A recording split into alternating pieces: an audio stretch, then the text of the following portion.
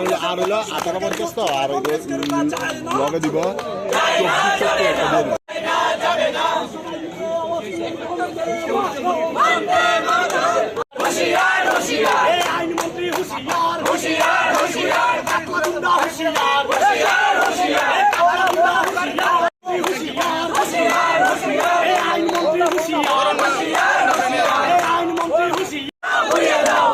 24 সন্ত্রাসের রাষ্ট্রটা ভেঙে দাও, ভেঙে দাও, ঘুরিয়ে দাও। আইনমন্ত্রীর অহংকার ভেঙে দাও, ভেঙে দাও, ঘুরিয়ে দাও। শিক্ষামন্ত্রীর ঘুরিয়ে দাও, আইনমন্ত্রীর অহংকার ভেঙে দাও, ঘুরিয়ে দাও। শিক্ষামন্ত্রীর অহংকার ভেঙে দাও, ঘুরিয়ে দাও। আইনমন্ত্রীর অহংকার ভেঙে দাও। ব্যর্থ আইনমন্ত্রী রতননাথ হাই হাই হাই হাই হাই হাই। জবাব চাই, জবাব দাও। জবাব তোমায় দিতে হবে, নইলে গুলি ছাড়তে হবে।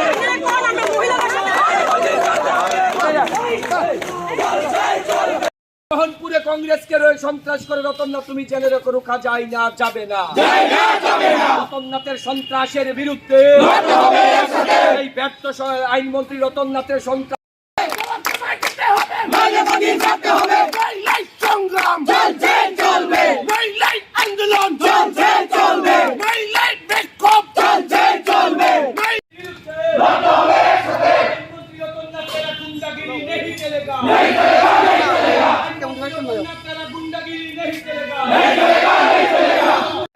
রতননাথের সন্ত্রাসের বিরুদ্ধে, রতননাথের গুন্ডারাজের বিরুদ্ধে, রতননাথের গুন্ডারাজের বিরুদ্ধে,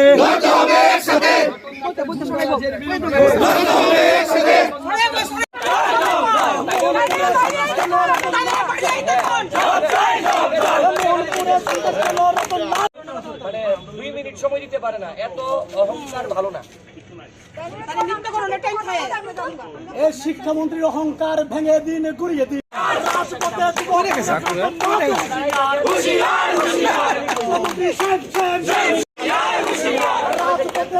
সামনে না কিন্তু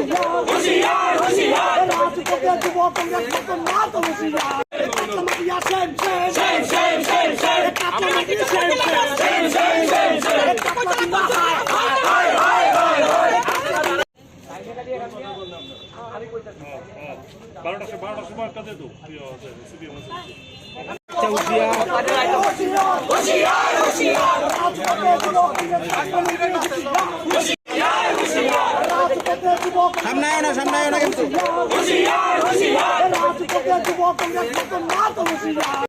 বন্দে মাতরম।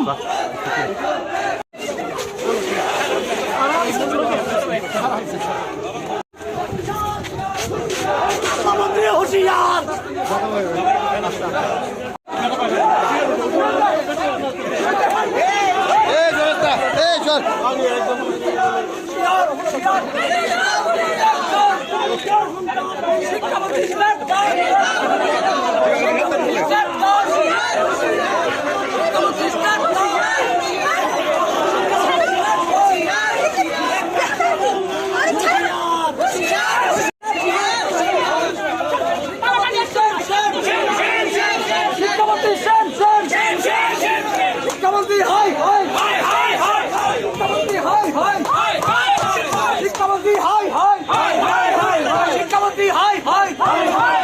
शिक्षामंत्री गुंडाराज नहीं चलेगा, शिक्षामंत्री गुंडाराज नहीं चलेगा।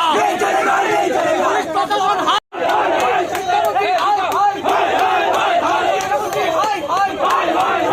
शिक्षामंत्री हाय हाय, शिक्षामंत्री हाय हाय।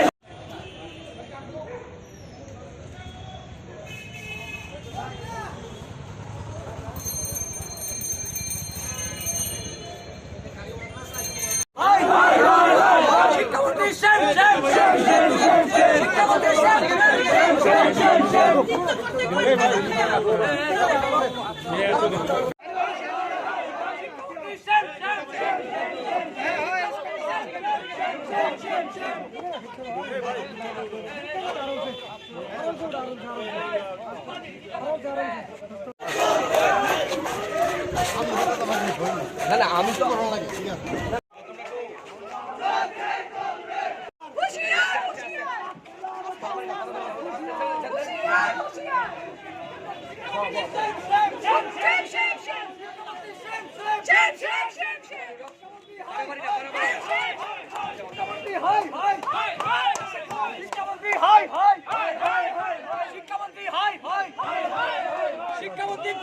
राज नहीं चलेगा, मुख्यमंत्री गुंडा राज नहीं चलेगा।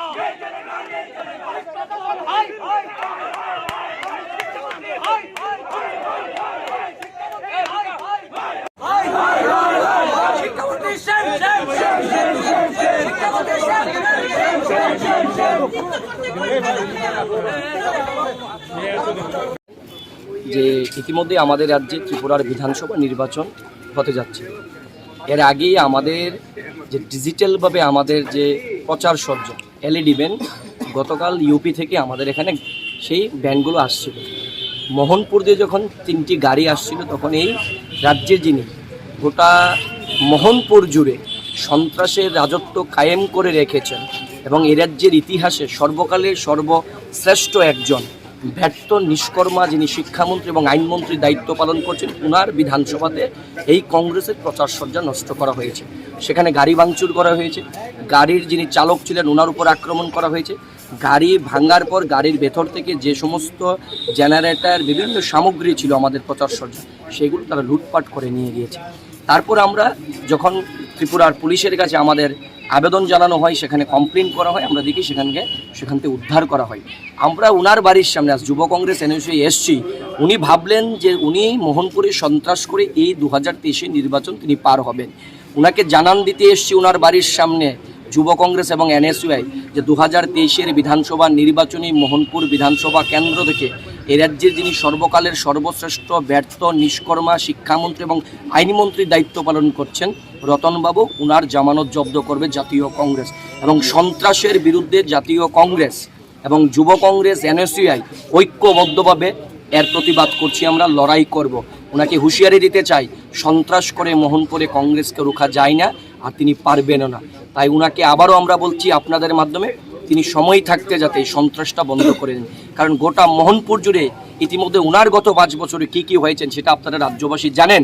এই মোহনপুরে মন্টি দেবনাথ নামে যাকে গণধর্ষণ করার পর নৃশংসভাবে আগুনে পুড়িয়ে মারা হয়েছিল, এখনো পর্যন্ত মন্টি দেবনাথের ঘটনার সঙ্গে যারা জড়িত সেই সমস্ত আসামিরা প্রকাশ্যে দিবালোকে ঘুরছে।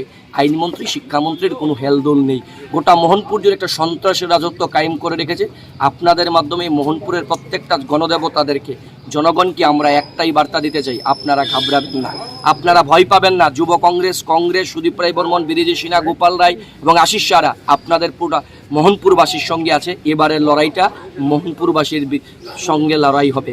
মোহনপুরবাসী এই রতননাথের বিরুদ্ধে লড়াই করবে। মোহনপুরের মানুষকে এবার জাতীয় কংগ্রেস মুক্তি দেবে। গতকালকের ঘটনা যেরকম ভাবে আমাদের এলইডি ব্যান মোহনপুরে ব্যাংকে ঘুরিয়ে দেওয়া হয়েছে, সারা রাজ্যে আমাদের কর্মীদের উপর ছাত্রদের উপর যেরকম ভাবে আক্রমণ করছে, আর ওদের মেয়র 1 মাস সঠিক সময়ে রাজ্যের জনগণ তৈরি হয়ে আছে, তার ব্যবস্থা রাজ্যের মানুষ নেবে এবং 1 মাস পরে উনি বিদায় হয়ে যাবে, বিদায় হয়ে যাবে, বেশি দিন থাকবে না। শিক্ষামন্ত্রীর অহংকারী ভালো না, তার বিরুদ্ধে রাজ্যের ছাত্ররা যুবরা সঠিক সময়ে তার বিচার করবে।